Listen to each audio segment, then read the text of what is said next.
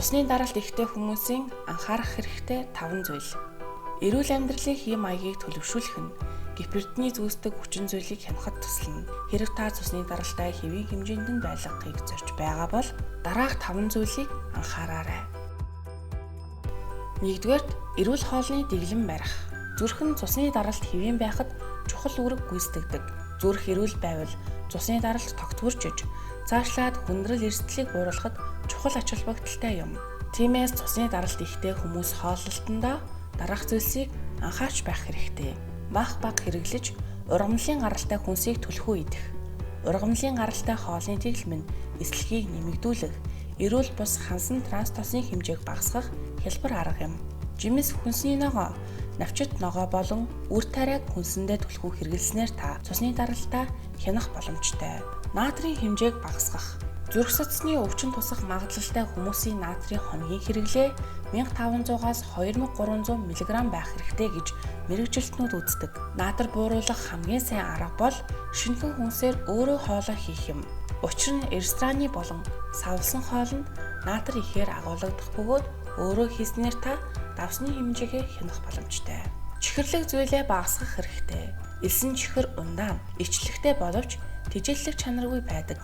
Хэрэг та ямар нэг амттай зүйл хүсч байвал шинэхэн жимс эсвэл бага хэмжээний хар шоколад идээрэй. Хар шоколад нь цусны даралт бууруулах хүнсний жигсаалтад багтсан байдаг.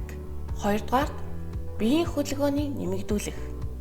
Эрүүл сарвал байхын тулд идэвхтэй байх хэрэгтэй. Дасгал хөдөлгөөн нь жин хянахад туслахаас гадна стресс бууруулж зүрх судасны системийг сайжруулахад тусалдаг. 7 хоног бүр 150 минут дунд зэргийн эрчимтэй дасгал хөдөлгөөн хийхийг зөвлөж байна. 3-р, хэвийн жингээ хадгалах. Хэрвээ та ил хөдлөлттэй, таргалалттай бол хэвийн жиндээ хүрэхийг заавал зорих хэрэгтэй. Үүний тулд дээр хэлсэнчлэн эрүүл хооллож өдөр бүр хөнгөн дасгал хийх хэрэгтэй. Биеийн тамирын дасгал хийж жингээ хасаснаар цусны даралтаа бууруулж чаддаг байна. 4-р, стрессийг бууруулах. Стресс нь бие болоод сэтгцийн эрүүл мэндэд сөргөөр нөлөөлдөг хүчин зүйл. Тиймээс бид өдөр тутмын стрессээ үргэлж тайлж байх ёстой. Дасгал бол стрессийг зохицуулах үр дүнтэй аргуудын нэг. Тухайлбал бясалгал, амьсгалын дасгал, тайвшруулах массаж, булчин суллах дасгал, йог зэрэг нь бүгд стресс тайлахад үр дүн үзүүлдэг. Мөн хангалттай унтах нь стрессийн түвшинг бууруулахад тусалдаг гэсэн олон судалгаа бий. Тиймээс хүн ажил амралтын тэнцвэрээ хадгалж, стрессээ тухай бүрд нь тайлж байх хэрэгтэй. 5-р, муу зуршлаас татгалзах. Хэрвээ та тамхи татдаг бол тамхинаас гарахыг хичээ.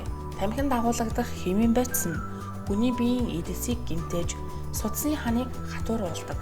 Хэрв та байнга согтууруулах ундаа хэрэглэдэг бол уух хэмжээг нь багасгах, эсвэл бүрмөсөн зогсоох хэрэгтэй. Шаардлагатай бол мэргэжлийн хүний туслалцаа аваарай. Мөн согтууруулах ундаа нь цусны даралтыг нэмэгдүүлдэг хүчин зүйл гэдгийг дурдхан зүйтэй.